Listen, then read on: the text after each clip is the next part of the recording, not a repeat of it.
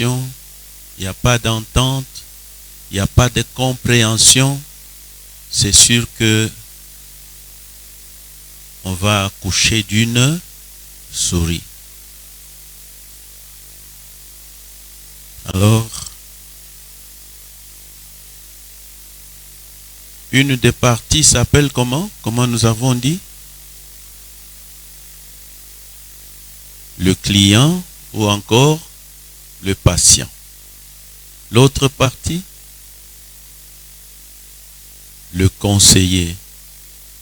Ici où nous sommes, je crois que tous nous voudrions être des conseillers. Bien que un jour nous aurons aussi des problèmes. Il y a des gens qui vont s'occuper de nous pour pouvoir faire tomber ces problèmes-là et trouver des solutions. Et cette matière, nous utilisons la méthode socratique. Question, réponse. En vue d'aider le client lui-même à donner ou à accoucher de la réponse à son problème. Il y a de ces clients, de ces patients qui peuvent nous aider. On y va très vite. Mais il y a d'autres, il y a des difficultés.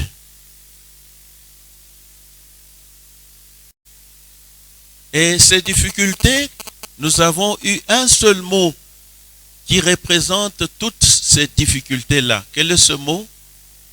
La résistance. C'est un mur que nous devons détruire pour nous rapprocher de notre client.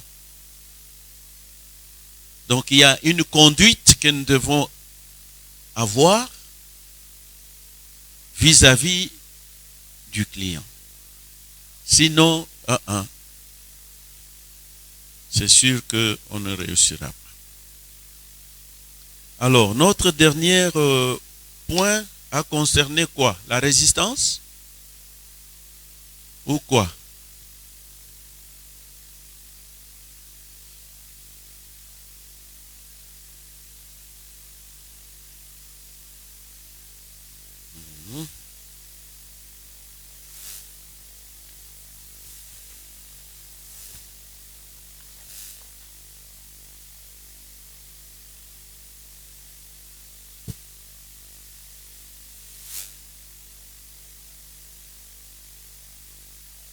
Donc, la nature de la résistance, nous l'avons déjà vu. Pas encore. Hein?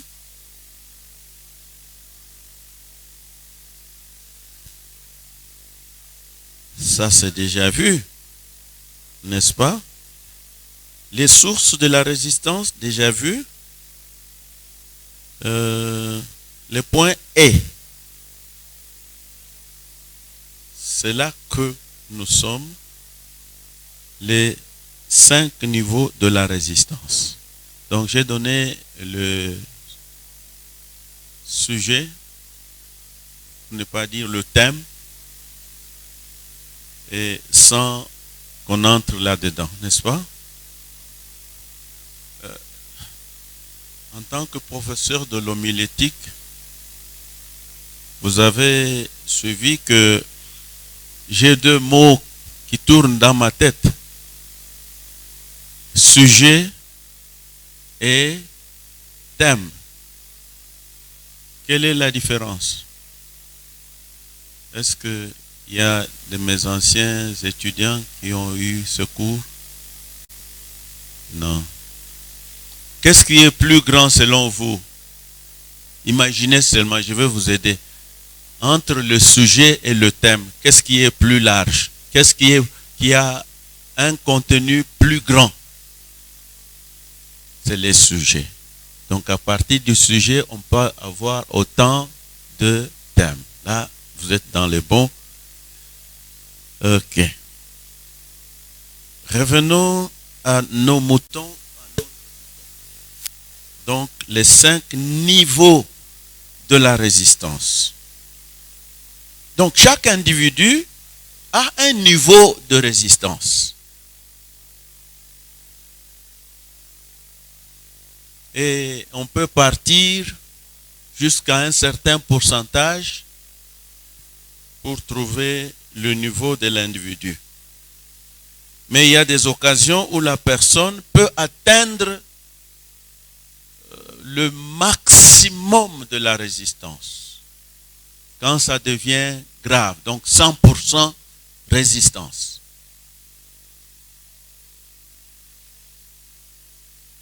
Ok. Considérons ce que j'ai appelé ici la résistance continuum. N-U-U-M. Continuum ou continuum pour les latins. La résistance continuum. De U et M à la fin. Alors, tracez-moi une ligne et mettez les chiffres.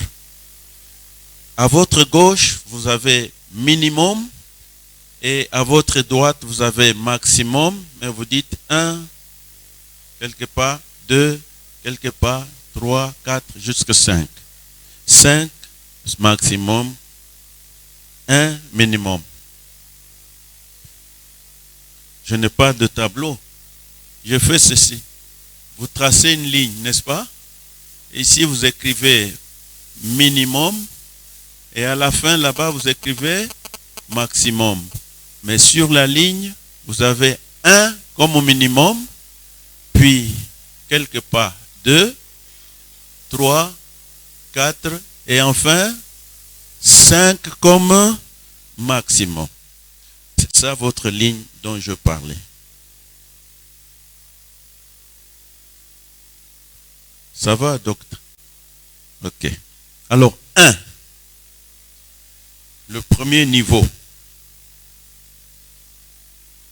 Je l'ai appelé le décalage. Le décalage. Donc, c'est trop bas.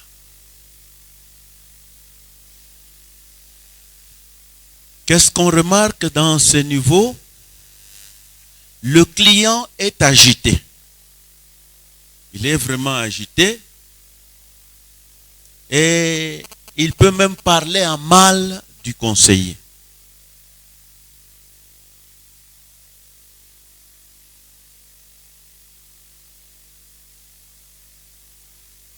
Ça, c'est le premier niveau. Et le deuxième, c'est le niveau d'inertie. C'est quoi inertie? Sans mouvement, on n'avance pas. On ne recule pas, on n'avance pas. Inertie. Qu'est-ce qu'on remarque? Le client est désintéressé d'une manière totale.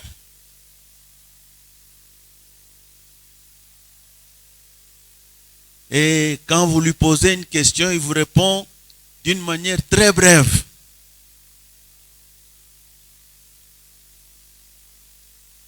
Sinon, quand il vous répond, vous pensez aussi, ou il montre une apparence de quelqu'un qui est fatigué, vraiment fatigué. Il n'a pas le temps de raisonner. Il veut vous quitter. Il ne veut pas avancer. C'est pourquoi nous l'appelons le niveau d'inertie. Nous sommes ensemble? Troisième niveau. La résistance comme tentative. La résistance comme tentative.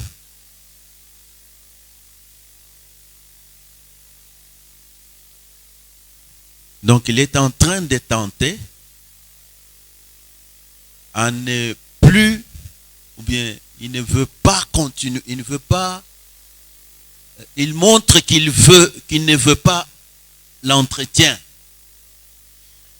Il ne veut pas continuer avec l'entretien. Il a commencé, mais intérieurement là, il se reproche de quelque chose. Alors il veut arrêter. Il se demande même pourquoi il est venu vous voir. Le client ne veut plus continuer l'entretien. Quel niveau? Résistance comme tentative. Quatrième niveau. Ça, c'est la vraie résistance. C'est comme ça que je l'ai appelé. La vraie résistance.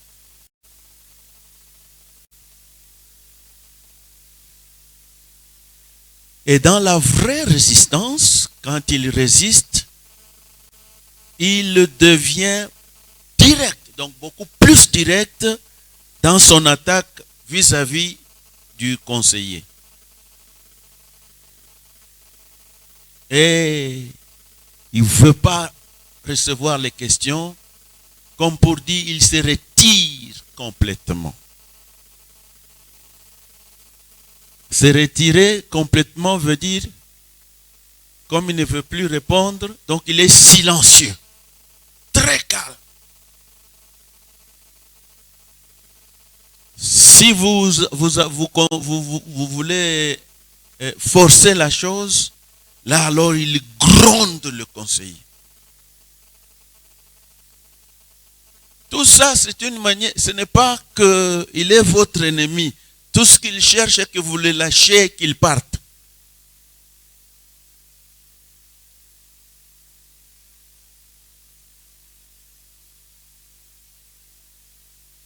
Si vous forcez là, il vous attaque physiquement. Il vous attaque physiquement et vous le regrettez.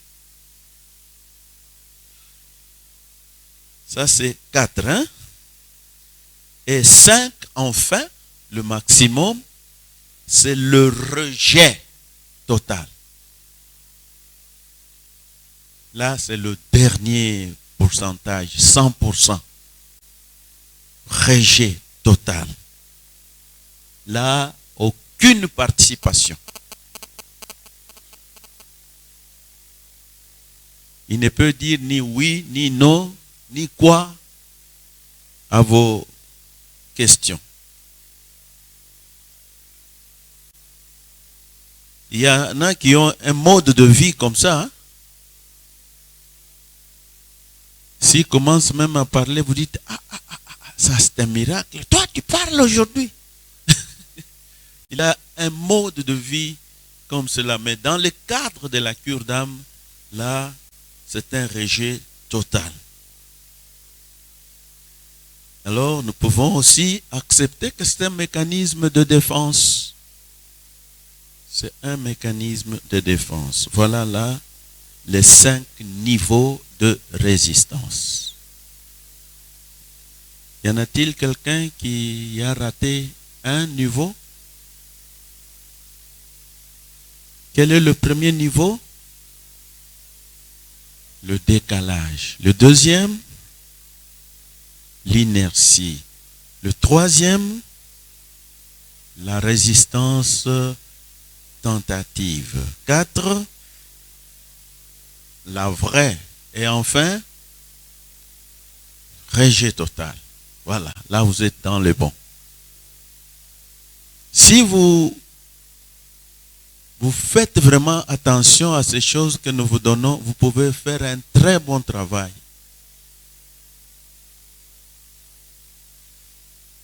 Ok. F. Pour ne pas dire fait. C'est F. Les techniques et les sphères de la résistance.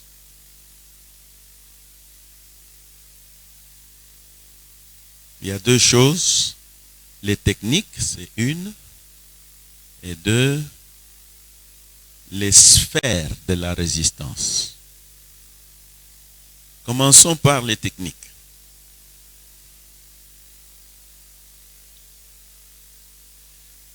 Ici, ça vous concerne vous en tant que conseiller, ou ça nous concerne nous en tant que conseillers.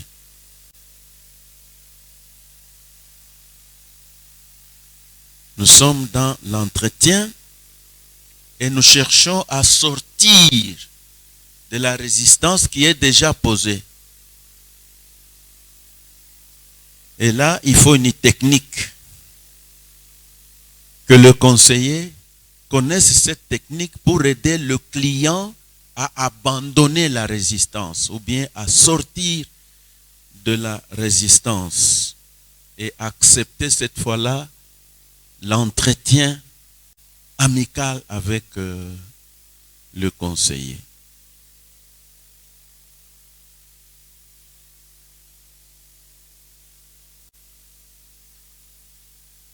Donc, que faire? Nous devons montrer au client que nous avons un rôle à jouer dans son problème. Et notre rôle n'est pas de le critiquer, donc nous ne sommes pas là pour le critiquer, pour le condamner, ni pour le juger. Nous ne sommes pas là pour ça. Nous sommes là pour l'aider. C'est ça notre rôle. L'aider à trouver la solution au problème qu'il présente. Et quand vous le dites sur un ton amical. C'est vrai qu'il y a des cas où il faut de l'énergie, mais dans la plupart des cas, il faut être souple. Nous avons dit, vous risquez de recevoir des coups si la résistance est un rejet.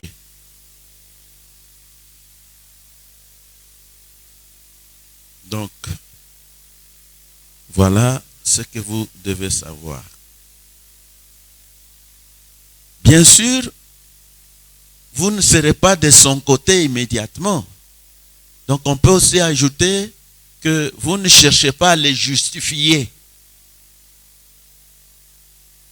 Parce que ça peut être lui qui est en tort. Mais vous n'allez pas dire que vous avez tort, je ne veux pas vous justifier. Non. Mais petit à petit, lui-même va trouver qu'il est en tort. Là, c'est ce que nous avons appelé les techniques.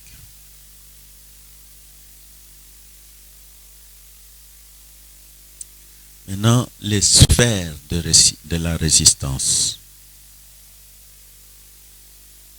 Parlant de sphères, il y a 3 éléments qu'il faut voir.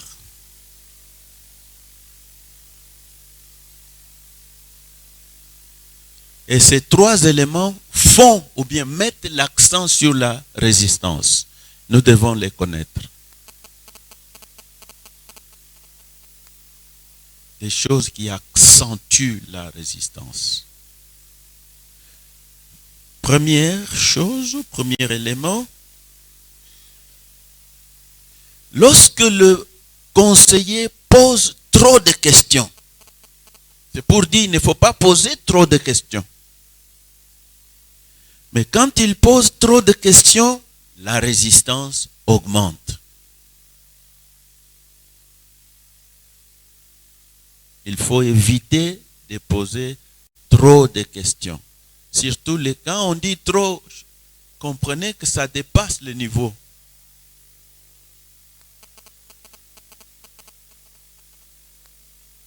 Vous trouvez quelqu'un qui trouve une maman et lui dit « Je t'aime trop ».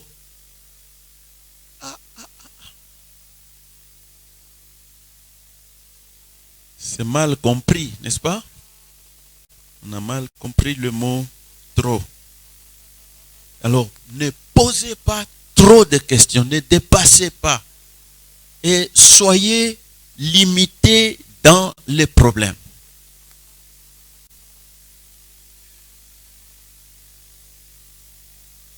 Et même poser des questions, ce sont des questions peut-être de compréhension sur la chose qu'il a déjà dite. Vous montrez comme si vous voulez bien comprendre alors que vous avez déjà compris.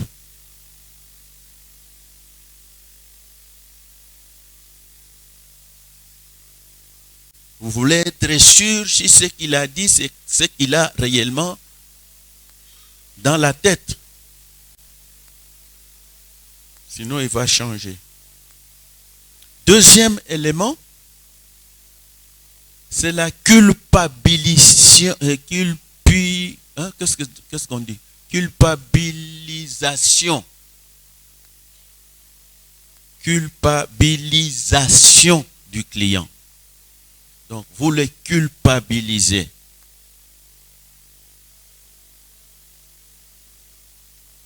Ce mot se trouve dans la Bible lorsqu'on parle d'un enfant de Dieu. Il n'y a plus de condamnation. C'est le même mot. Donc, lorsque vous condamnez, vous dites Wenjo kon munkosa d'une manière sèche comme ça. Vous risquez de ne pas retirer le doigt. Donc, la culpabilisation du client. Troisième point, troisième élément, le conseiller dévoile les informations délicates aux autres.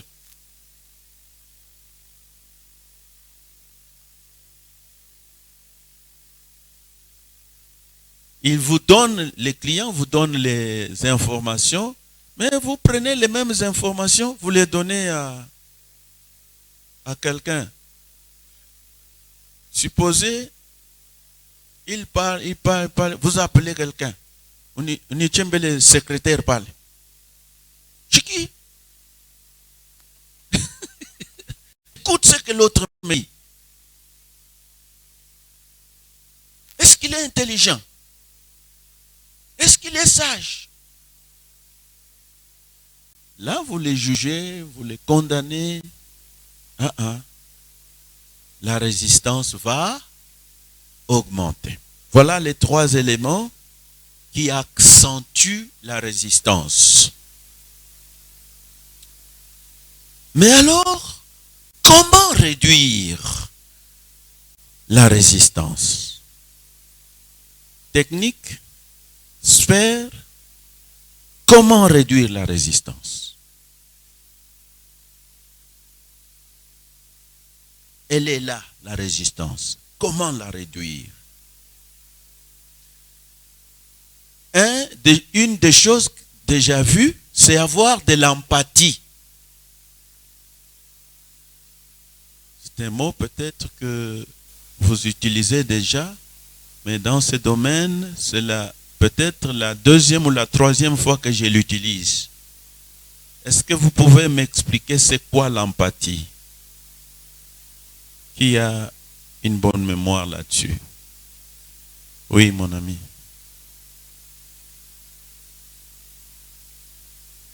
Sur vous-même. C'est différent de quoi? De la sympathie. Les gens, des fois, ils parlent de la sympathie pendant qu'il faut parler de l'empathie. Mais ici, nous voudrions vraiment, non la sympathie, mais l'empathie. Et dans l'empathie, nous avons dit, il faut éviter de verser les larmes de crocodile. Hein? Vous pleurez avec lui. Parce que nawe bina kuuma. Évitez cela. Donc, d'abord, l'empathie. Rassurer le client et lui donner des bons exemples. Il a déjà terminé de parler.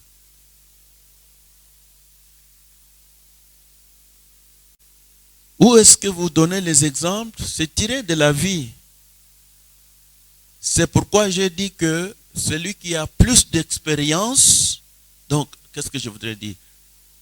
La cure d'âme, pour qu'elle devienne meilleure, elle vient avec l'expérience. Plus vous expérimentez, plus vous avez autant d'exemples pour conseiller celui qui vient. Sans citer les noms d'eux.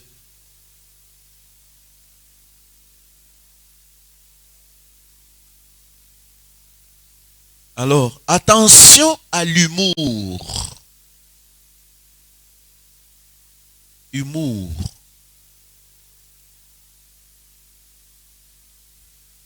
C'est quoi l'humour? Vous donnez une histoire comme pour se moquer de lui. Ça, c'est de l'humour.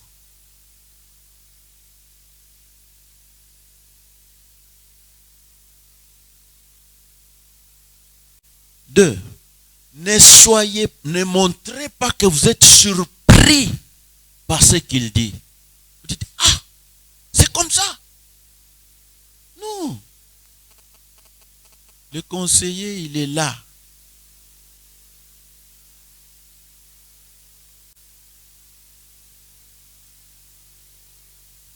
C'est pas ça, avoir de l'empathie. Ah, Moubaye, hein? Jamais ça. C'est très grave lorsque vous ne donnez pas l'impression que vous les comprenez.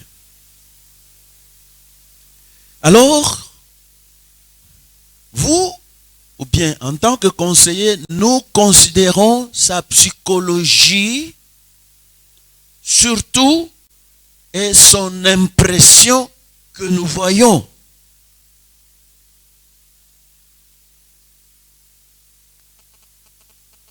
Mais ne montrez pas que ce qu'il dit est grave, très grave. Même si c'est grave, mais ne lui montrez pas que c'est très grave.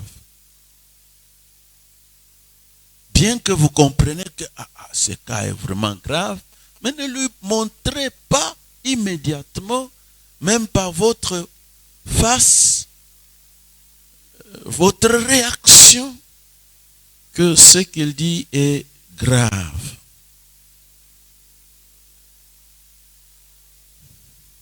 Bon, supposez que c'est vraiment grave, il y transpire.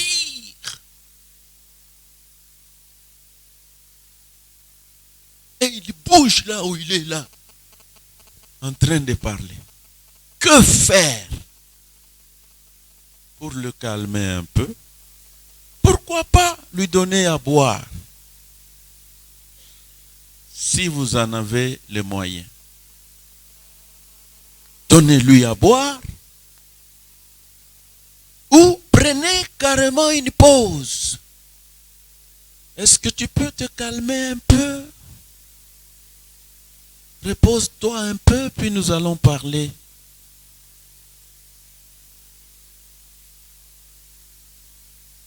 Et comme dernier élément, peut-être lui dire, rassurez-vous, Dieu va vous aider. Soyez calme, Dieu va vous aider.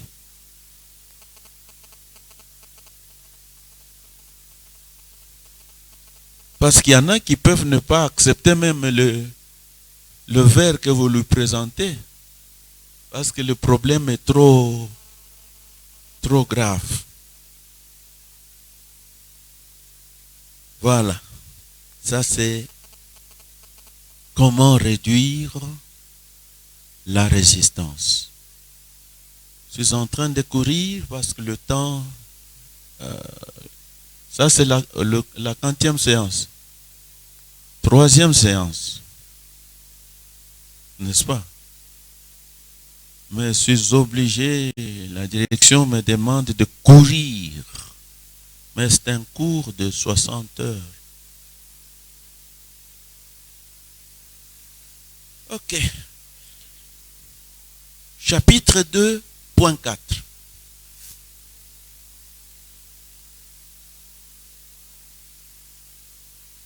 Comment je l'ai intitulé? savoir écouter dans la RA. RA, c'est quoi? Oui, savoir écouter.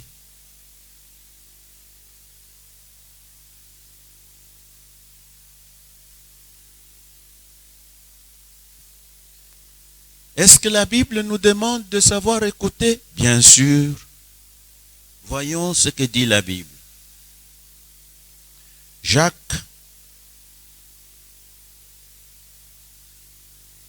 premier chapitre. Jacques vient après quel livre? Très bien. Chapitre 1er, 19e verset.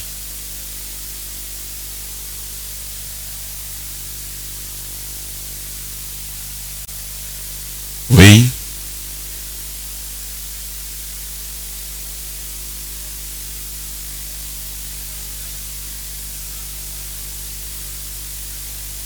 C'est ça. Bien. Mais en tant que interprète de la Bible, vous avez mal lu. Parce que vous n'avez pas considéré la ponctuation. Oui.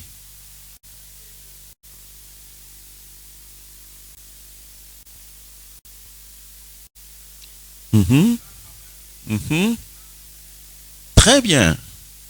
Enfin, 20 si vous voulez. Vous voyez? Donc, Jacques nous conseille, sachez-le bien. Et il nous appelle même bien-aimés. Donc, il nous aime beaucoup. Que tout homme soit prompt à écouter. Prompt, c'est-à-dire rapide. Avant de répondre, d'abord écouter. Mais il y a quelque part dans la phrase de Jacques, il dit lent à la colère. Ce monsieur raisonnait beaucoup. Hein? Qui est-il Jacques? Disciple, frère de Jésus. Il a connu Jésus dès...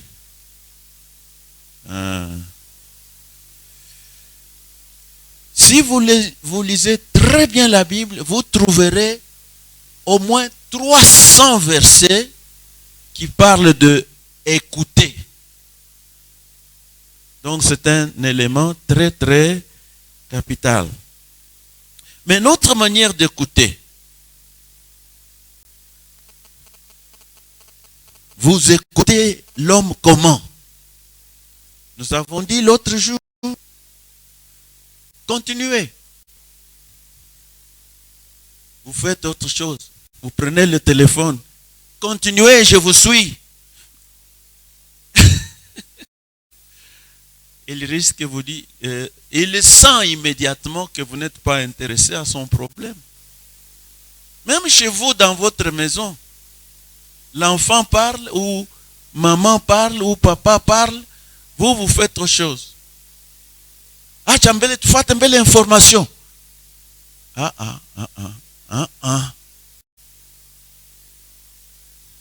Et même si c'est à la maison, il faut chercher le temps où l'homme peut être, ou la femme peut être disponible à vous écouter.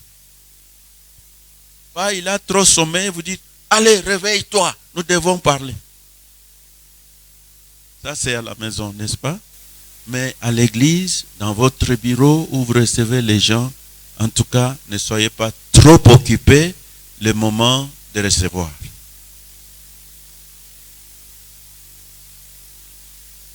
Ok.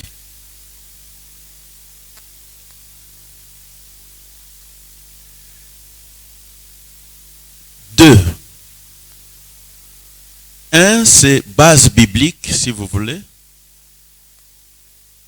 C'est comme ça que je l'ai appelé, base biblique, Jacques chapitre 1, 19. Et si vous cherchez dans la Bible, vous trouverez plus de 300 versets. Donc, l'écoute est vraiment primordial dans la relation d'aide. Si vous écoutez bien, vous allez recevoir toutes les informations sans problème. Mais si nous ne savons pas écouter, j'ajoute avec amour, là c'est grave. 2. Les principes pour une bonne écoute. Les principes pour bien écouter, écouter correctement, une bonne écoute.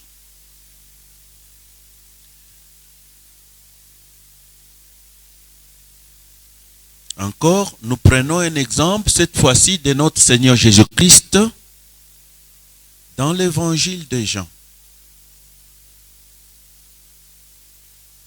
L'évangile nous rapporté par le disciple Jean. L'évangile selon Jean. 4e chapitre, verset 3. Nous allons nous arrêter quelque part, mais c'est jusque le verset 26.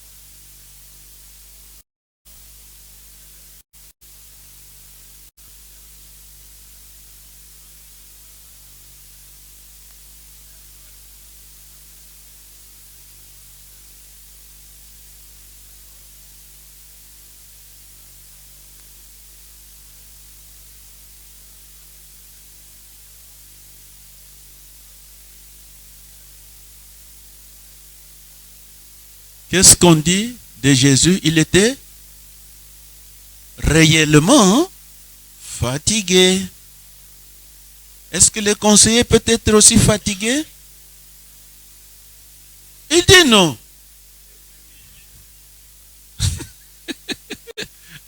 2. Peut-il avoir aussi des problèmes? Oui. Mais c'est le jour de rendez-vous. Il faut se dépasser, n'est-ce pas? Ok, continuons, papa.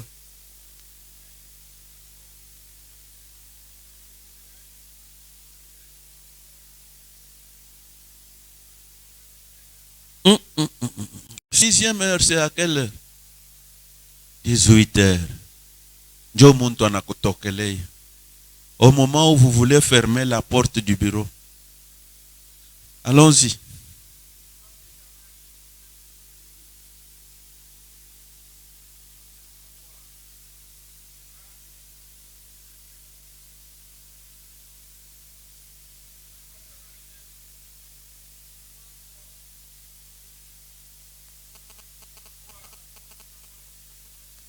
Ok. La suite, vous pouvez la connaître, n'est-ce pas? Vous lisez souvent cette histoire. Jésus est seul, assis au puits. Il pouvait descendre là-bas pour prendre de l'eau, mais il avait un problème. Aujourd'hui, j'ai rendez-vous avec telle femme. En tant que Dieu, il le savait. N'est-ce pas? Ok. Alors il attend calmement. Personne n'est avec lui pour le distraire un peu et le détendre. Personne. Souvent, je vois sa grâce. Excusez de prendre son exemple. Hein? Il est fatigué à l'intérieur de trop travailler. Il sort.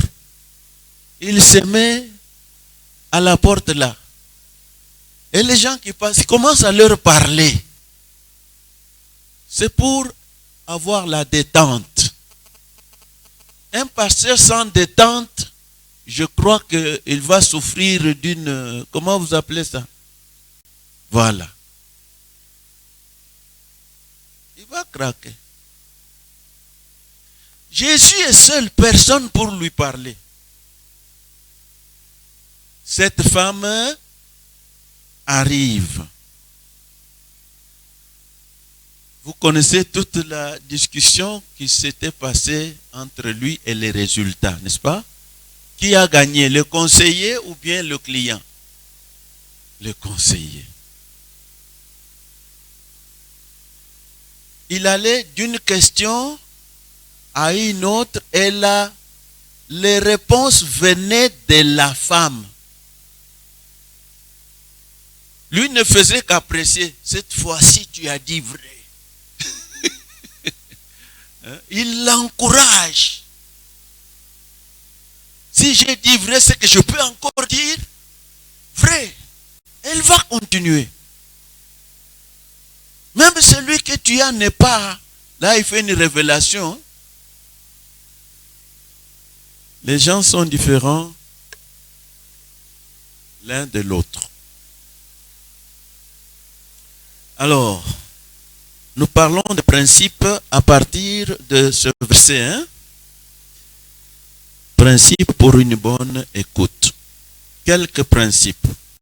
Nous n'allons pas tout avoir.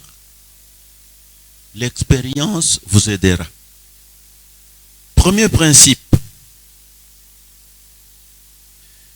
Faire ou bien faites connaître, ça vous pouvez peut-être, je vous le dicte, faites connaître votre désir. Faites connaître votre désir de vous mettre à la disposition de la personne, du client si vous voulez. Où est-ce que nous trouvons ça? Je crois que c'est dans 1 Pierre.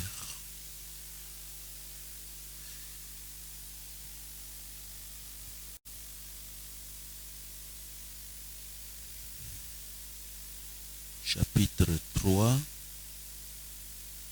8e verset. Vous pouvez nous lire ce verset? Chapitre 3, 8e verset. 1 Pierre.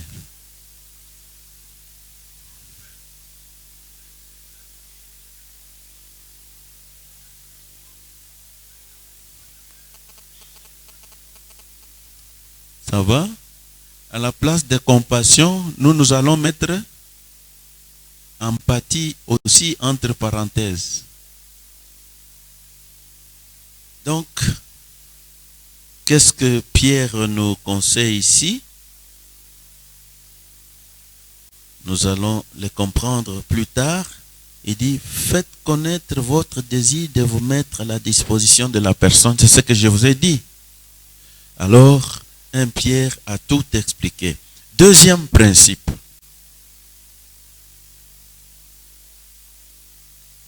Si je reviens au premier, faire connaître n'est pas nécessairement de le lui dire, mais d'être disponible.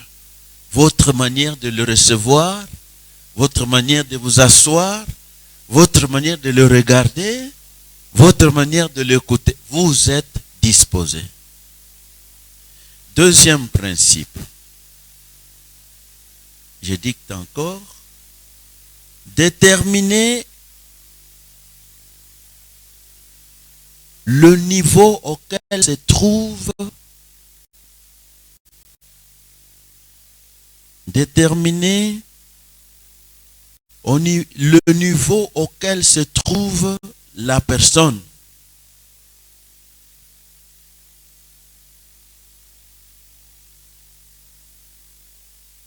Et mettez-vous à ce niveau-là.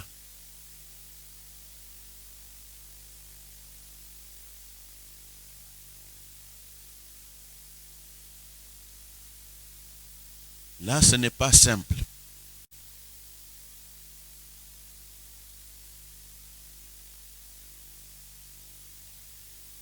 Dès qu'il entre, vous êtes obligé de l'observer très bien.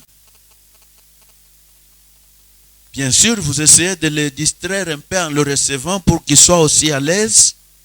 Mais tout de suite là, tout ce que vous faites, c'est étudier. Il est à quel niveau?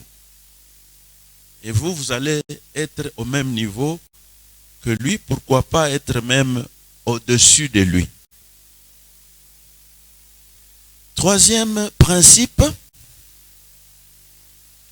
Demandez-vous vous-même, où êtes-vous?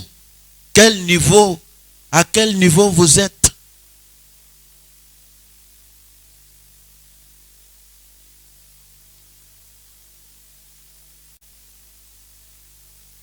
Alors nous allons voir deux niveaux principaux. Le premier, c'est le niveau de la tête. C'est-à-dire il a un problème dans sa tête. Donc vous allez vous attaquer à un problème psychologique, intellectuel.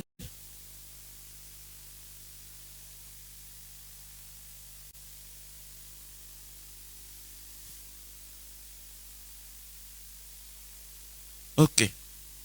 Alors nous allons avoir comme un petit tableau là. Ce n'est pas vraiment un tableau, mais opposer les côtés client et les côtés conseiller. À votre gauche, n'écrivez pas client, mais écrivez les mots que je vous dicte. Les faits, F-A-I-T-S, les faits.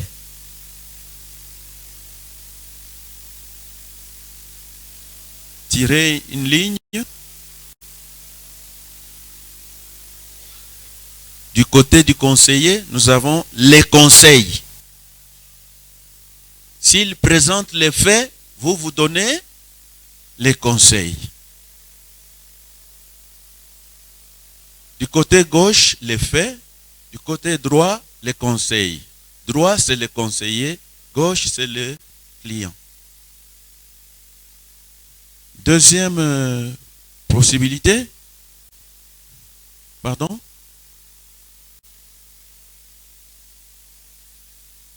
Les faits, les conseils.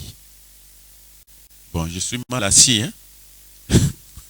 Bon, moi je vais utiliser les droites comme votre gauche. Les faits, les conseils. Maintenant, deuxième possibilité, il présente des idées. Les idées.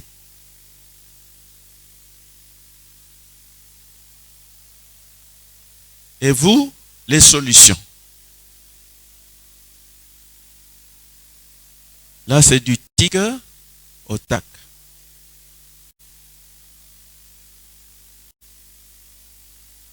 Nous revenons. Troisième possibilité, dernière. Jugement. Oh, excusez-moi. Pensée. Il donne des pensées. Et vous, les jugements.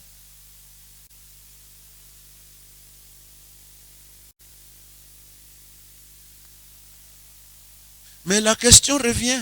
N'oubliez pas que nous sommes dans le RA. Qui doit trouver ça?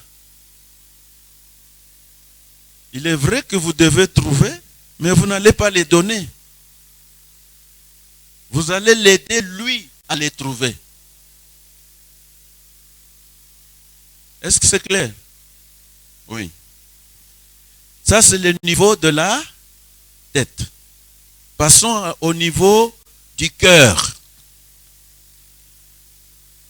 Au niveau du cœur.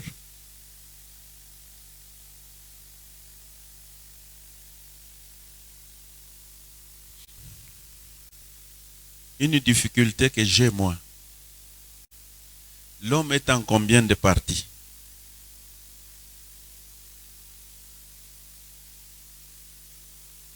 Ici, nous étudions, ne voyez pas notre maison. Ne dites pas, oh, j'ai contredit tel. Ça, c'est notre maison. Si je suis dans notre maison, je dis autre chose. Mais ici, j'étudie ce que je peux dire dans le monde entier. Alors, je vous pose la question, l'homme est en combien de parties? 2. Oui, très bien. La partie matérielle, vous l'appelez comment? Le corps. Et la partie? Ah, très bien. Cette partie matérielle-là, quel est son nom?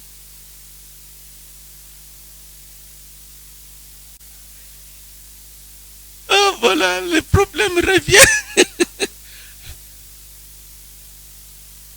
Pardon?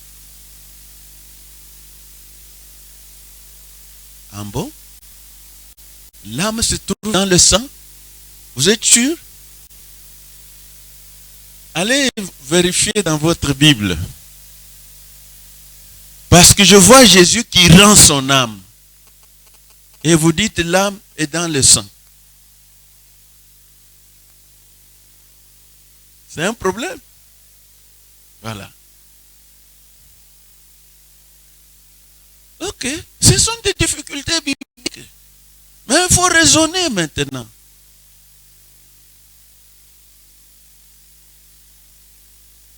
Bon, si je dis biblique, c'est pas tellement ça. Je voudrais dire ce sont des difficultés herméneutiques. Interprétation. Donc, c'est ainsi que parmi les théologiens, c'est un problème. Il y en a qui disent l'homme est tripartite, l'homme est... Voilà. Non, je ne résous pas ce problème. Je ne suis pas juge là-bas. Mais au moins ici, dans le cours, nous sommes dans le niveau du cœur.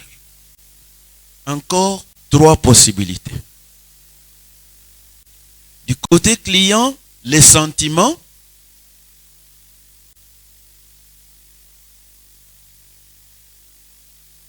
Il a les sentiments. Et du côté conseiller, qu'est-ce qu'on peut avoir? Nous avons déjà le mot. Pardon? Bon, je vais utiliser d'autres mots. Se mettre à sa place. Comme ça, vous allez trouver les mots. L'empathie.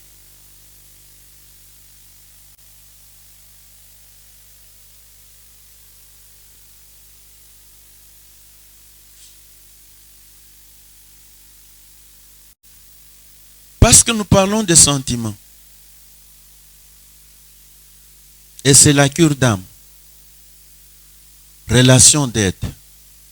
Votre client est une maman, une jeune fille qui vient dans un habillement du nouveau siècle.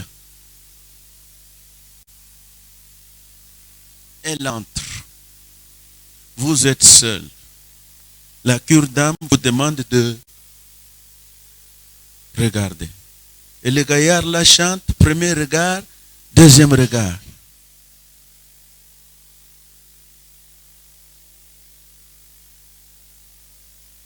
Excusez-moi les mamans. C'est un problème, n'est-ce pas? Faut-il avoir les sentiments aussi? Nous avons dit, il faut maîtriser les émotions. Le cours de surnaturel le dit aussi. Voilà. En théologie, les cours, oui, comme cela. Donc, se mettre à sa place, ne pas réveiller les émotions. 2. Il présente ses attitudes. Les attitudes.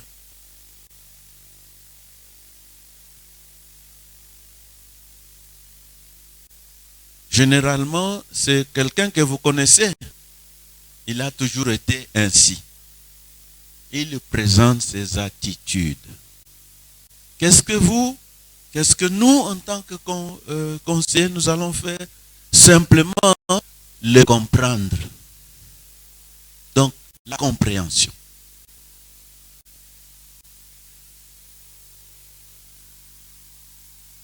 Enfin,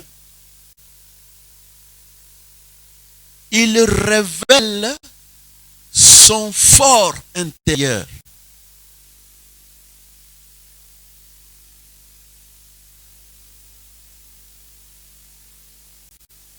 Il démontre ce qu'il est réellement.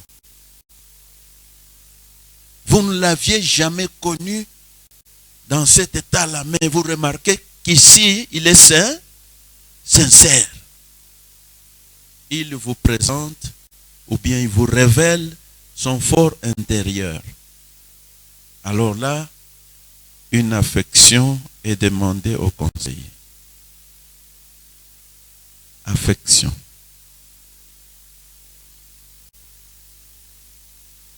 Mais nota bene,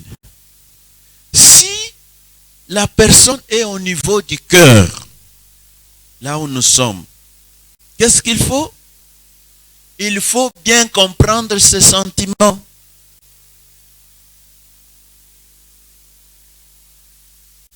Alors nous avons un bon conseiller que nous avons toujours pris depuis le début de ce cours. C'est qui? Qui est ce bon conseiller que nous avons considéré? Jésus. L'évangile de Jean, selon son frère.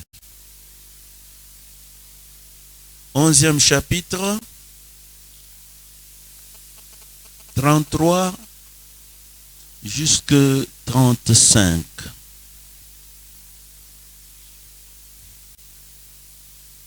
Oui.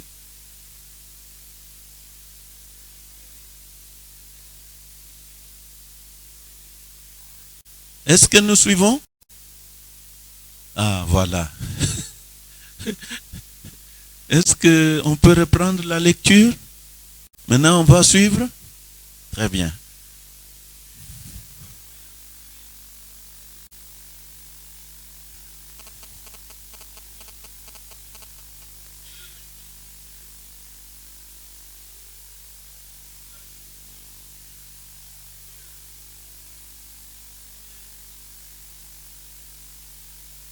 Jésus pleura.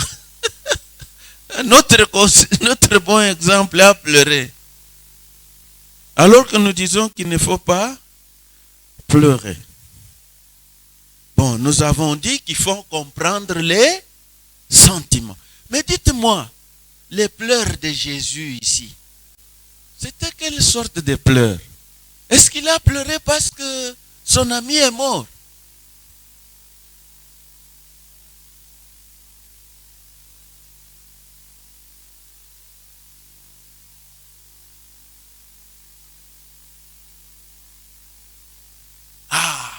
Dernier élément de ce que dans tout ce que vous avez dit, dernier élément, il a pleuré parce que il y a eu il ne comprenait pas.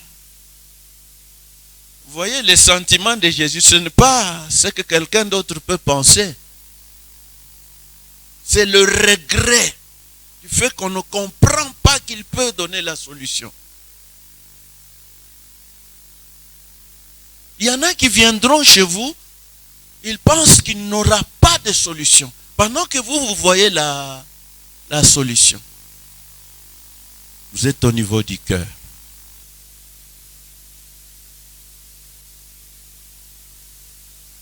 Alors, si nous tirons quelques éléments de ce passage, prenons 4 points. Premier, exprimons ou bien exprimez votre compréhension par des mots. Utilisez quelques phrases, quelques mots pour montrer que vous avez compris son problème.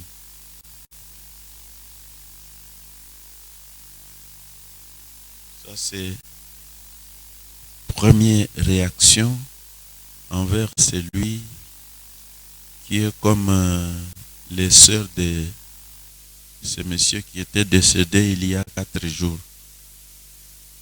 Oui. J'ai dit ceci, exprimez votre compréhension par des mots, pas par des gestes, non, non. En le regardant pour dire que vous avez compris. Ici, il faut parler. C'est simple comme ça. Deuxième point que nous tirons toujours de cet exemple. Cette fois, nous allons lire un passage aussi dans l'Ancien Testament. Après Psaume, c'est quel livre? Proverbe 20. Nous allons appeler ça comment? Chapitre ou quoi? Chapitre, hein? Ok. 5e verset.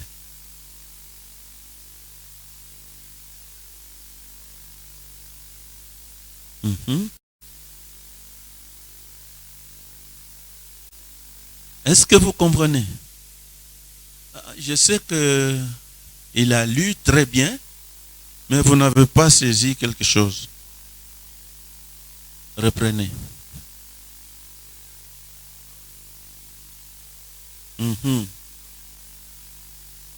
Quelle image? Les desseins dans le cœur de l'homme est comparé à quoi? Aux eaux profondes. Qu'est-ce que ça veut dire? Dans la cure d'âme, qu'est-ce que vous voyez?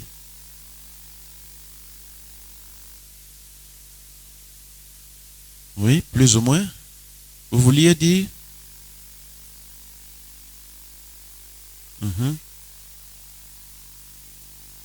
Ça peut être différent.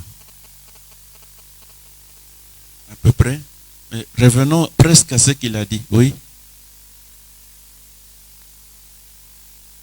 Bon, plus on avance, plus on oublie la phrase. Répétez la phrase. Encore? Non, non, non, n'allez pas déjà là-bas. Les dessins sont des eaux profondes.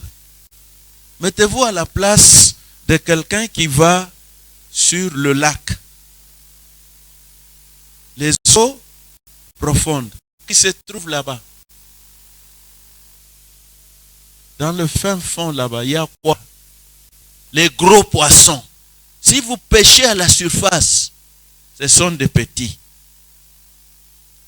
Et vous allez à Tanganyika, on vous dit que les gros poissons meurent parce que personne ne les attrape. Pourquoi on échoue de les attraper? Profondeur. Alors les desseins du cœur de l'homme sont des eaux profondes. Donc on nous aide ici. Vous voulez bien connaître, creuser, foncer. Deuxième phrase. L'homme intelligent seul peut puiser. Ça va, docteur? Donc si vous n'êtes pas intelligent, je ne dis pas que vous n'êtes pas intelligent. Est-ce que c'est ce que j'ai dit? C'est la Bible qui dit, l'homme intelligent, elle dit que vous êtes intelligent.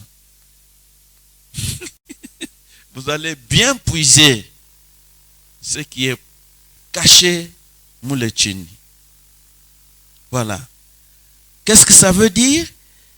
Il faut essayer d'obtenir, ça vous pouvez écrire, essayer d'obtenir que la personne est en train d'exprimer du fond de son cœur.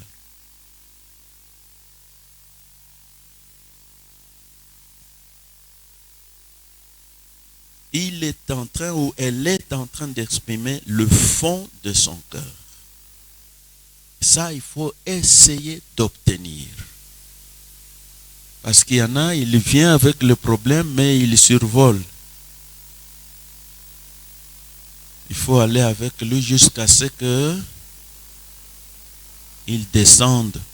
Donc vous descendez avec lui. Troisième point, toujours Proverbe. Rentrons un pas dans le chapitre 18. Nous allons lire le 13e verset.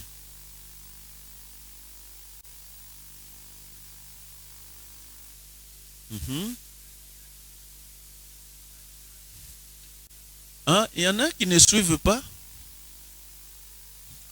Ils connaissent tout. On a dit ceci. Reprenez, papa. C'est lui?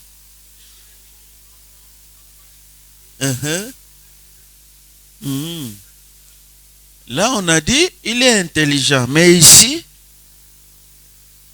il est fou. Il est fou, pourquoi? Parce que il répond avant d'avoir écouté, avant de comprendre. Alors, qu'est-ce que nous allons dire là-bas? Le conseiller doit faire preuve de tact à discerner.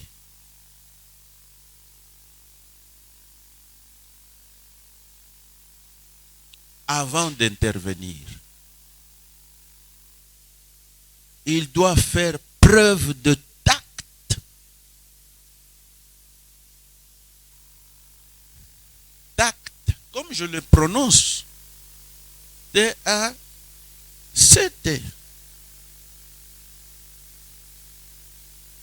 Faire preuve de tact pour, enfin, à discerner ou pour discerner ce qui est dit. Quatrième point, savoir garder le silence.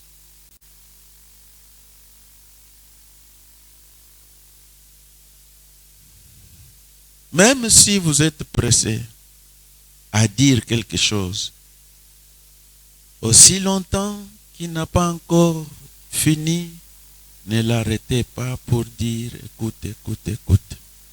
Laissez-le terminer. Il y en a qui font le conseil en ayant un bic et un papier. Vous pensez c'est pour faire quoi? Dans la tête, c'est quelqu'un qui oublie, qui a trop de problèmes, donc il note. S'il y a des questions, il note la question qui doit venir. Voilà. 2, c'était les principes, n'est-ce pas? 1, c'était quoi? Les bases bibliques. 2, les principes pour une bonne écoute. Maintenant, 3. Quelques techniques utiles pour écouter d'une manière efficace. Quelques techniques utiles pour écouter efficacement. Bon, je ne pense pas vous dicter tout ça. Ça sera dans le syllabus et vous le verrez. Mais qu'est-ce que nous allons noter là-bas? 1. Les techniques non verbales.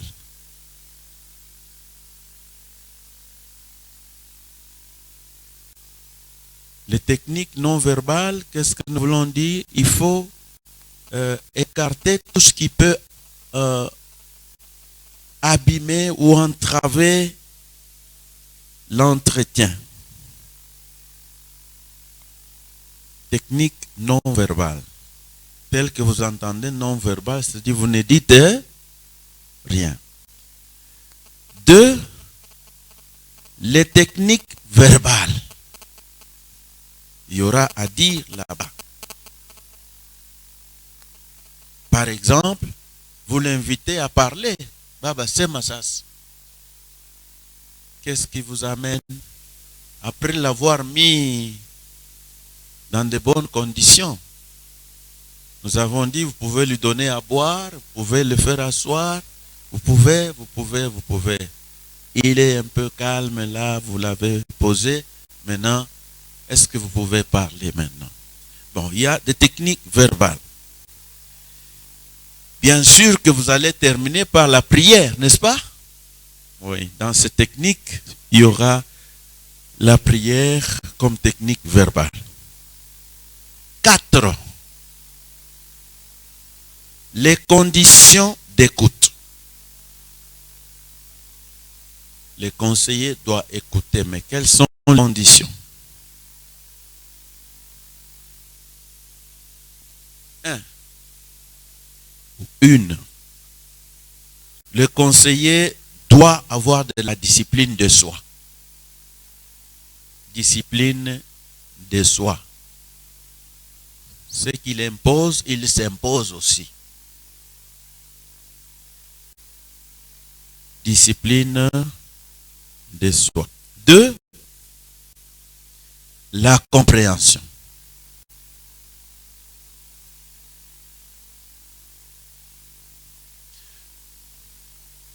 Selon les psychologues, ils disent dans une minute, quand l'homme parle, ce n'est pas le pasteur Toumbo en tout cas. Le pasteur Toumbo est lent. Mais pour celui qui a un problème, comme une femme, on dit 125 mots par minute. Vous voulez tout suivre? Oui.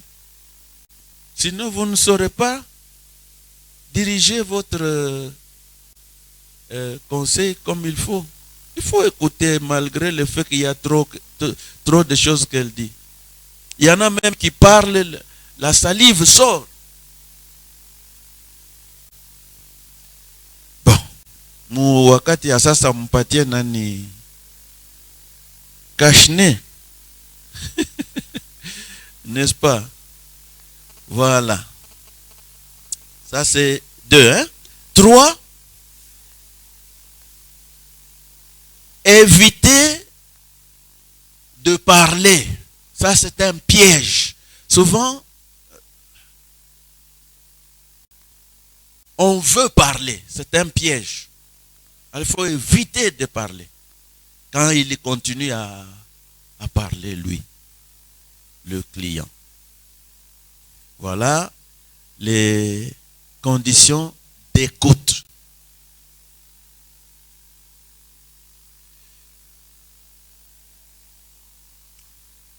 2, 4, terminé. 2, 5. Chapitre 2, 5e point. Le silence comme utile.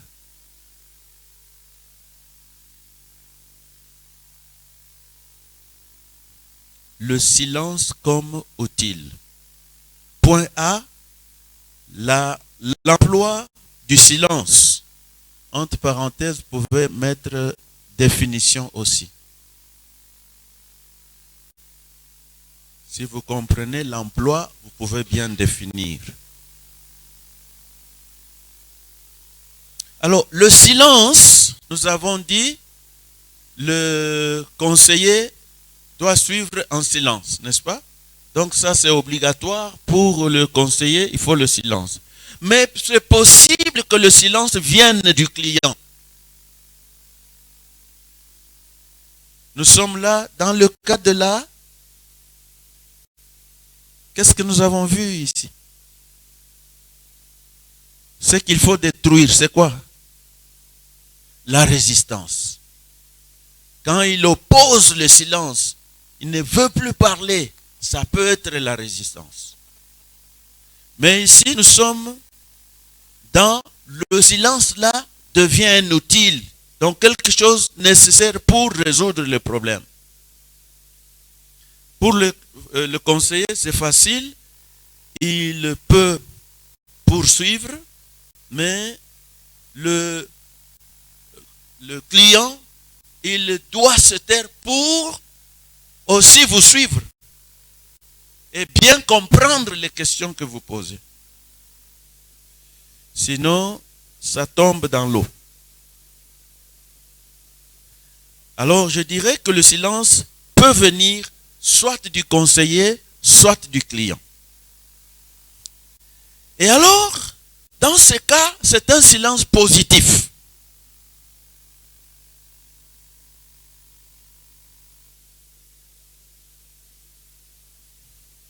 Positif parce qu'il est nécessaire. Mais il peut être négatif. Comme nous avons dit, le client ne veut plus parler. Pourquoi? Il veut garder un secret. Il sent que vous foncez vers connaître le vrai problème. Alors il veut garder ça comme son secret. Il ne parle plus. Là, ce n'est négatif, pas vous ne saurez rien. Vous posez la question, ne dites rien. Vous posez la question, il ne veut pas marcher dans l'entretien. Là, c'est négatif. Différent du positif dont nous avons parlé là-bas. Ça, c'est alors les mots, l'emploi du silence. Ça, c'est A. B. Sorte de silence. Un monsieur s'appelle Drakeford. Drakeford, comme je le prononce, c'est comme le Swahili. Drake, ce n'est pas C, ça serait Dras, mais c'est Drakeford. Lui nous donne 4 sortes de silence. 4 sortes de silence, selon Drakeford. Première sorte, il appelle ça le silence de retraite.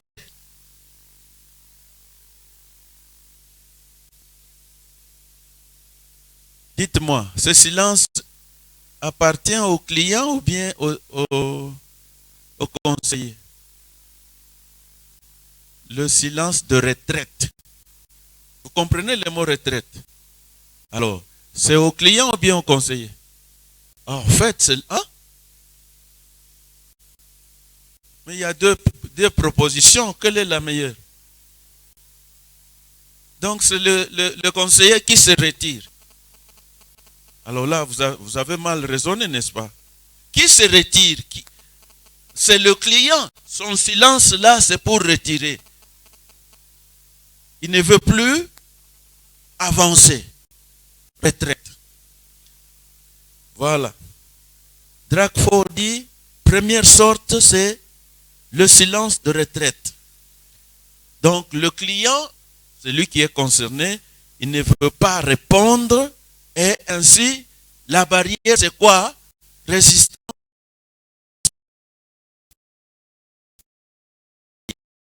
Ou bien il boude. C'est le terme utilisé. Hein? Bouder. Bouder ne kufani Mswahili.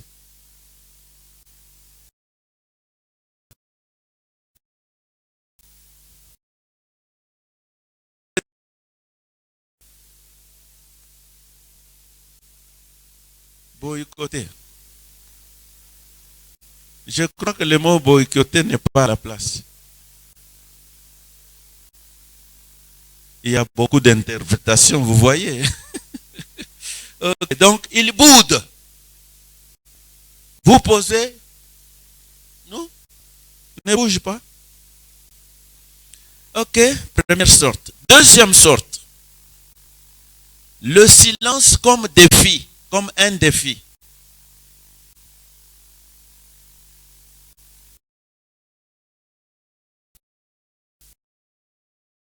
Ça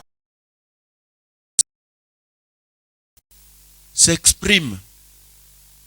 Donc, mettez 2 points après la dénomination du silence. Silence comme défi. Qu'est-ce qu'on voit? On regarde les expressions faciales.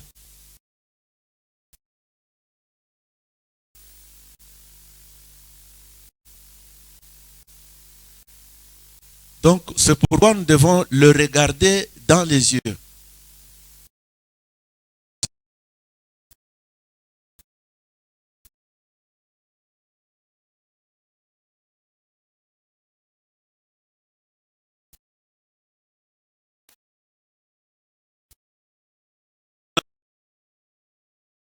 Transpire à grosses gouttes, je vous dis. Comme s'il venait de courir.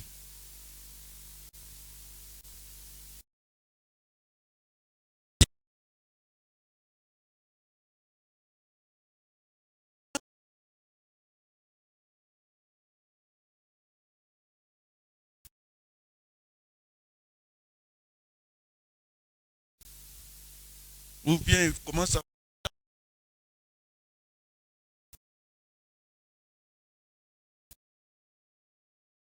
serrer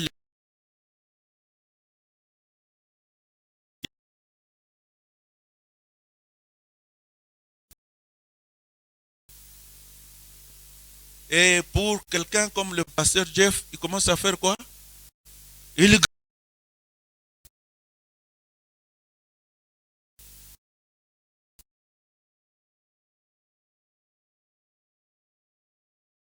C'est comme ça. Il y en a plusieurs qui sont comme ça.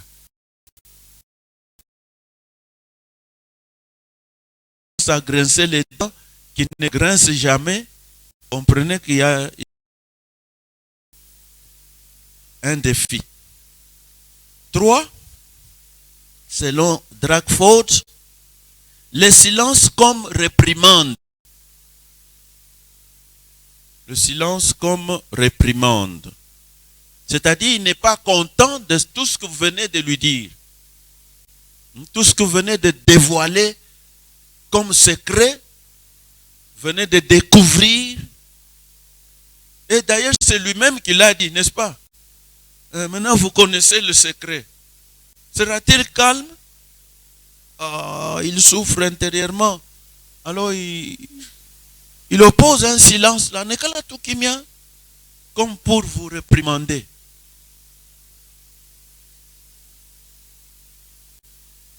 Voilà. Enfin, 4e sorte de silence, celui-ci est bon, le silence créateur. Nous pouvons mettre entre parenthèses pensif. Donc, il nous aide à raisonner un peu plus profondément sur la situation.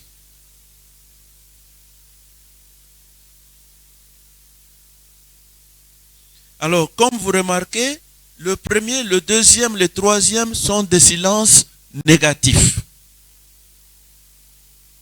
Hein? C'est une manière de les classer. Donc, classons les silences. Nous avons 1, 2, 3. Le silence de retraite, le silence défi, le silence réprimande. Ce sont des silences négatifs. Donc, preuve, il n'a pas confiance dans les conseillers. Ça va? Ok. Les derniers, c'est le silence positif.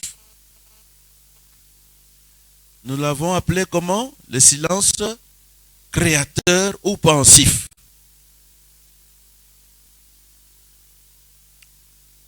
Positif.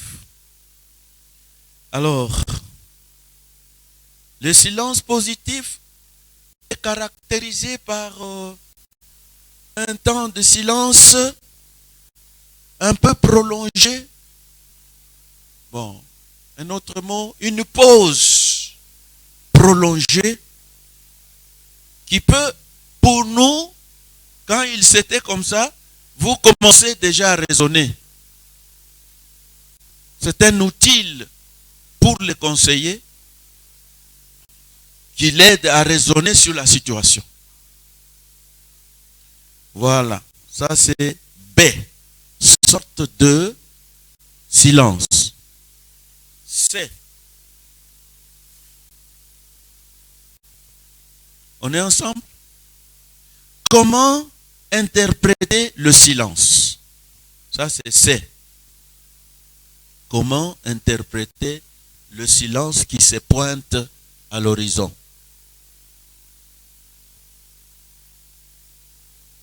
Parce qu'un bon interprète doit savoir interpréter le silence. C'est quelle sorte de silence que j'ai?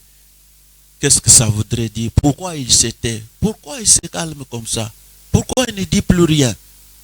Ça, il doit interpréter. Mais, tout ce qu'il faut est qu'il ne faut pas stopper ou interrompre le silence. Il faut éviter d'interrompre ce silence brutalement.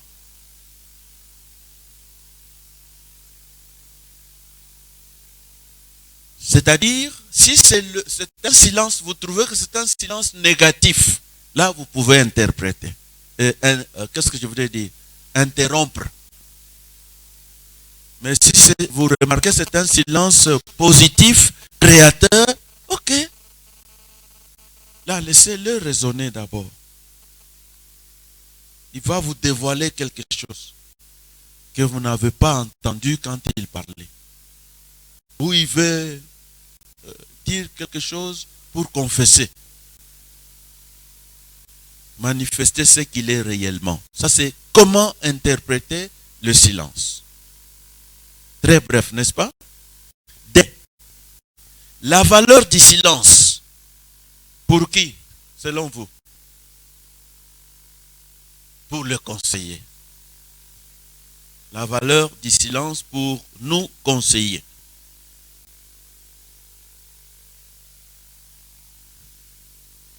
Il peut être, ça c'est un, il peut être efficace car il nous aide à forcer le client de parler.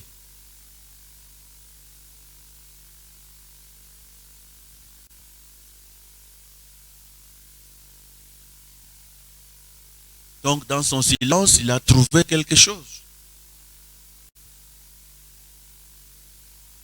Oui, le conseiller peut garder un silence pendant un temps, mais ce silence concerne surtout le client. Alors, voici les résultats de ce cas ici, du silence qui peut être efficace. 2 points, donc A et B. A. Les conseillers montrent au client sa responsabilité. Ce n'est pas la responsabilité du client, du conseiller, mais la responsabilité du client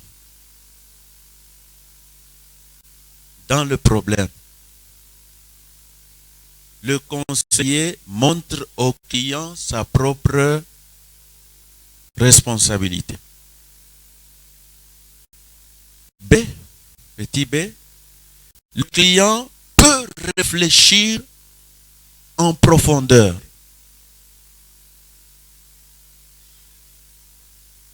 Valeur du silence. Le client peut réfléchir en profondeur, tandis que le conseiller, lui, alors il peut en profiter pour lui montrer quelle est sa responsabilité. Ça, c'est 1. 2. Valeur du silence. 2. Attention, le silence peut réduire la vitesse de l'entretien. Nous avons aussi à faire. Nous ne sommes pas des machines. Après avoir reçu tel, nous allons recevoir tel autre. Ou nous avons aussi à faire tel autre travail. Mais ton silence là semble ne pas très bien nous aider. Alors, qu'est-ce que nous allons faire en tant que conseiller devant notre client? Je disais, attention, ça peut réduire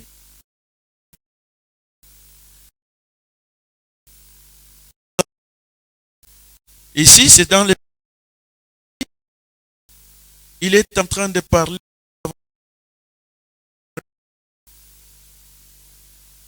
Il y en a qui en donnent même 200.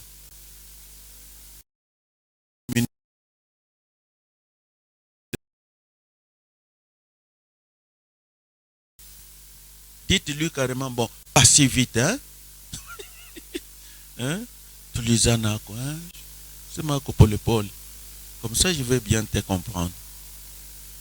Pas si vite, maman, pas si vite, papa. Nous ne sommes pas pressés, nous sommes là pour vous. Ça va? Ah si, ça va? Ok. Je ne suis pas pressé, maman. Je ne suis pas pressé, papa. Je suis là pour toi, sois calme. Parle petit à petit. Ok. Ça c'est le quantième, ai-je dit? Le deuxième. Voilà pour l'aider, la valeur du silence est terminée. Et, grand et, les difficultés du silence.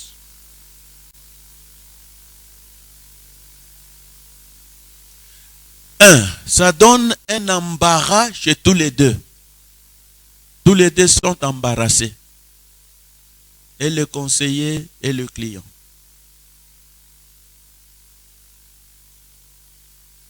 Une autre difficulté. On a le désir de vouloir interrompre le silence. Donc le conseiller veut interrompre le silence. Parce que le silence, c'est trop prolongé, n'est-ce pas? Il veut entendre quelque chose, il cherche à l'interrompre. Continue encore, parle.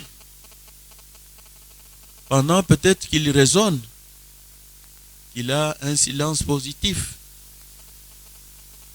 Alors, il faut vraiment être calme. C'est ça, la deuxième difficulté du silence. Troisième difficulté, vouloir mettre les paroles dans la bouche du client. C'est comme si vous lui proposez ce qu'il faut dire. À la fin, là, il y a toujours, n'est-ce pas? N'est-ce pas? N'est-ce pas?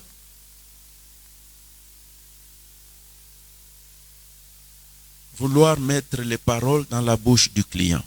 Enfin, quatrième difficulté, oui, c'est difficile de se taire, bien de laisser le client parler pendant 1 heure. Vous ne dites rien. Et ce qu'il est en train de dire sont des choses banales. Est-ce que c'est facile de continuer à le laisser parler? Vous serez obligé de l'arrêter. Difficulté. Vous allez l'arrêter comment? Nous ne disons pas qu'il ne faut pas l'arrêter, mais sachez, ayez du tact pour l'arrêter. Vous êtes avec moi? F, conclusion. Nous pouvons rompre le silence. Oui, maman. Quatrième point. C'est difficile de se taire lorsque le client est en train de dire des choses banales. Banal veut dire des choses qui n'ont pas de sens. Des fois, des choses inutiles.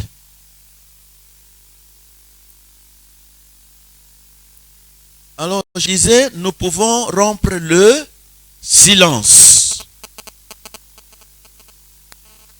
Quand est-ce qu'on peut rompre le silence dans notre conclusion? Encore 3 possibilités. Première, nous ne pouvons rompre le silence que quand nous voulons souligner quelque chose d'important.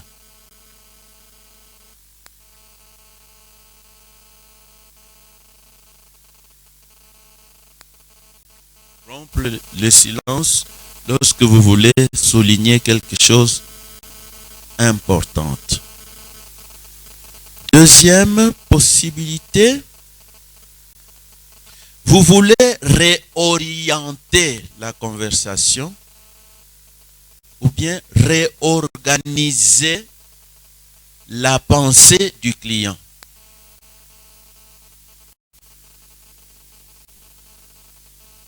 Réorienter ou réorganiser la pensée du client.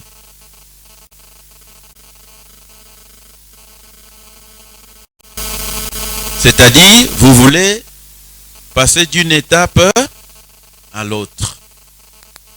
Il ne faut pas rester sur un même pied. Il faut aller, il faut avancer. Nous devons terminer, mais pas brutalement. Voilà les 2:5 qui concernent le silence comme utile. Maintenant, 2:6. Oui, papa.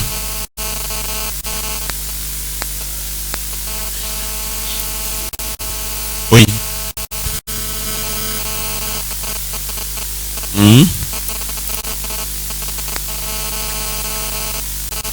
Oui.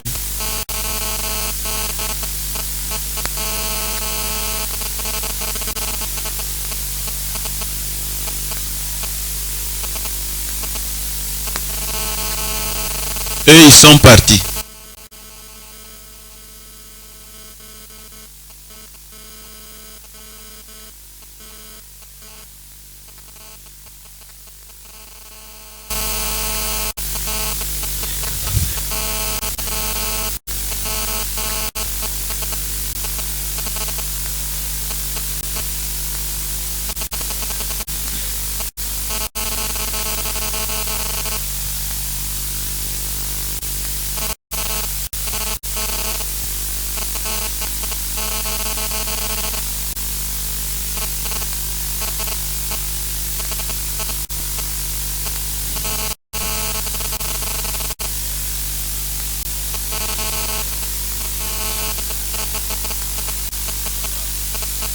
Cette fois-là, délivré.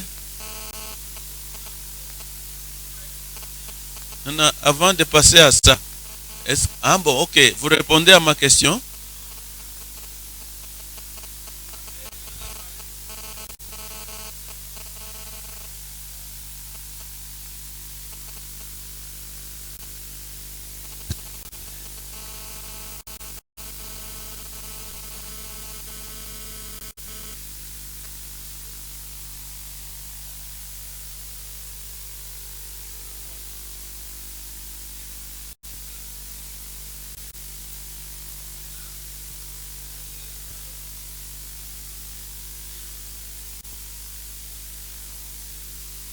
Dites-moi, qui c'était?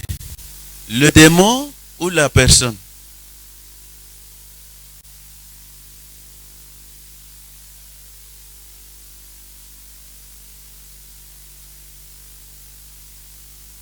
Vous suivez ce que le docteur a dit? Répétez.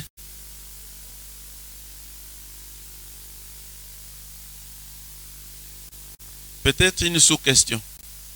Est-ce que la maman ou la personne connaît son problème?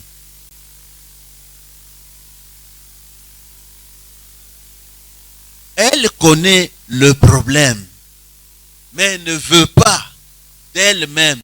Ce n'est même pas le démon. D'ailleurs, les démons aiment bien parler.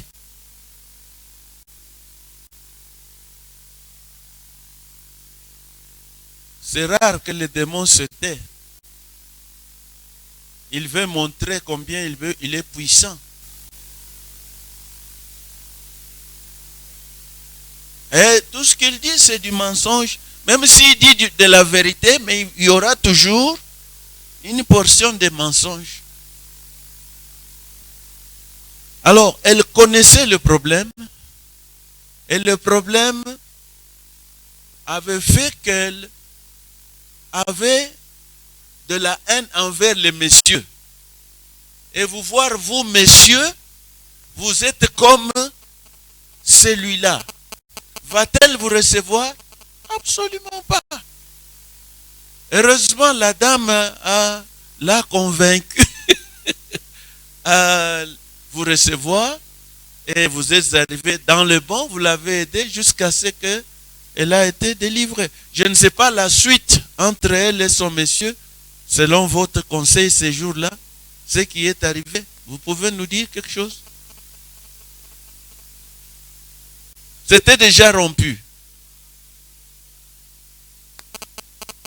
Ah, voilà.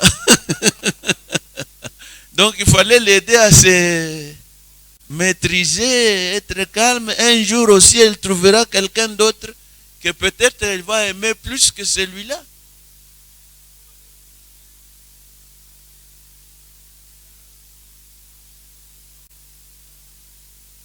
Est-ce que c'était même une possession? Ce n'était pas une possession, c'était une dépression. Oui, oui. Je pense que nous pouvons voir quelque chose. Il me reste 10 minutes.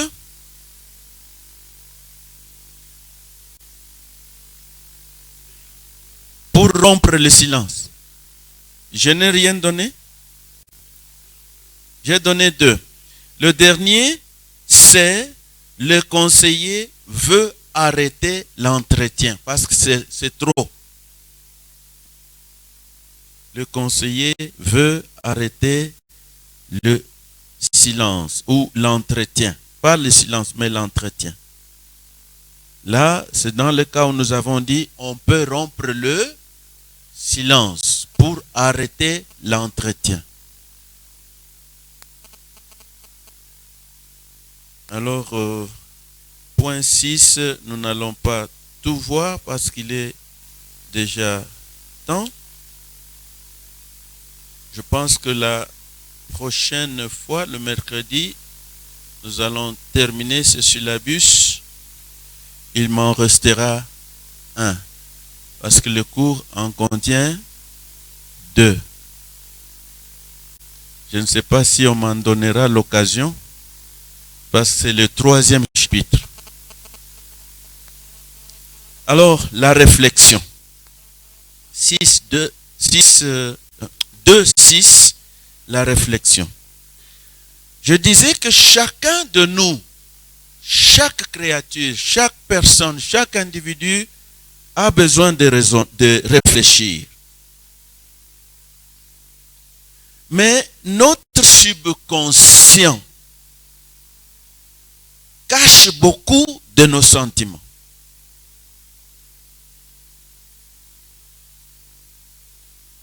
Que faire? Il faut que ces sentiments soient manifestes. C'est le cas de dire, vous avez un ami, vous avez une fiancée, vous avez une femme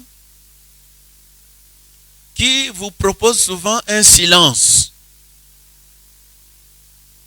Ne parle pas beaucoup. Qu'est-ce que vous soupçonnez? Elle est timide. Est-ce que réellement elle est timide? Ou il est timide? Il n'est pas... Non. Lui ne parle pas beaucoup, il est gentil. Est-ce que réellement c'est la gentillesse? Ça peut être l'hypocrisie. Peut-être un poltron. Voilà. Donc il faut examiner des choses comme ça. Car les choses cachées, on peut les découvrir. Ma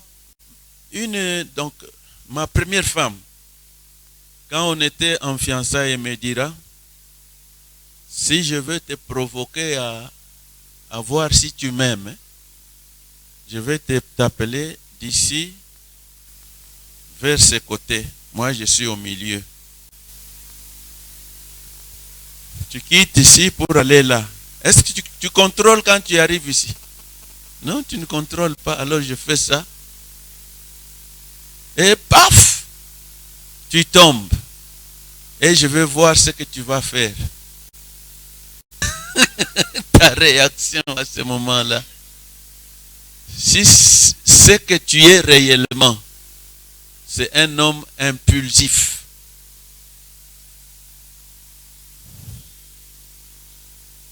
On a marié quelqu'un ici, il n'y a pas longtemps, qui a beaucoup parlé. Il a semblé exprimer tout son amour ces jours-là. Mais pendant que nous parlons avec vous là, ce n'est même pas 2 mois. Divorce. On est en train de se battre pour les aider à se... Vous voyez?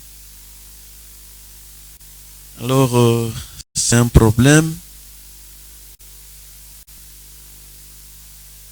Bon. Dernier élément, la nature de la réflexion. 2.6 A. Grand A, la nature de la réflexion.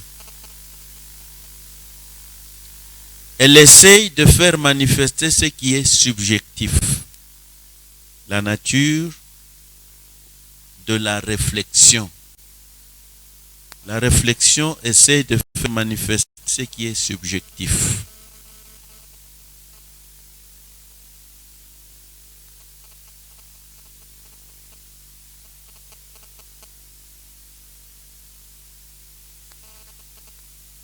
Alors, que doit faire le conseiller?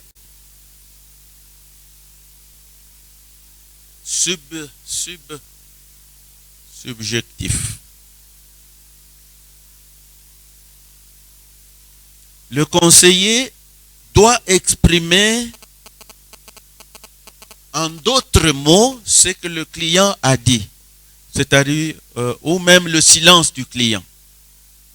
C'est mieux comme ça, parce que nous avons parlé du silence. Le conseiller doit exprimer en d'autres mots ce que le silence du client dit, ou bien ce que ressent le client.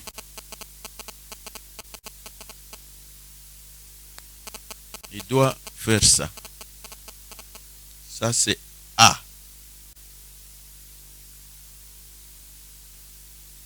Le conseiller exprime dans d'autres mots ce que le client ressent.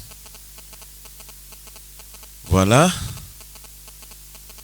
Je vois que le promotionnel se met debout, mais nous écrivons le titre du point B, la définition. J'ai 1 minute. Vous avez une question? Oui.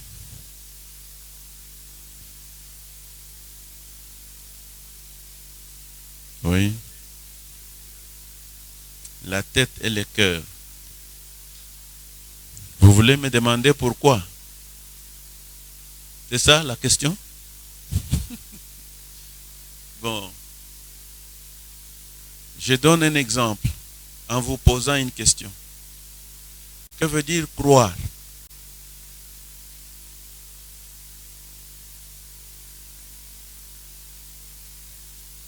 Silence. Qu'est-ce qu'il fait?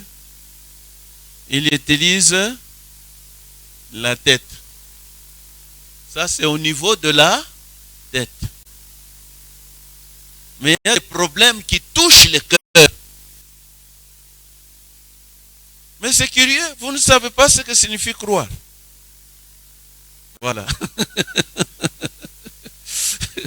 Voilà. Donc il y a des problèmes qui ne sont que dans la tête et d'autres le cœur. Ça va, papa? Merci.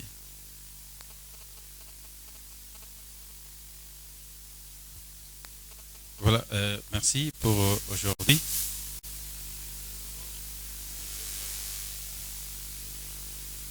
Donc le mercredi, nous allons commencer, nous allons terminer la partie et commencer la seconde. Nous parlons pour ceux qui sont en ligne. Nous nous excusons pour ceux qui nous suivent en ligne. Le mercredi, nous allons chercher le micro baladeur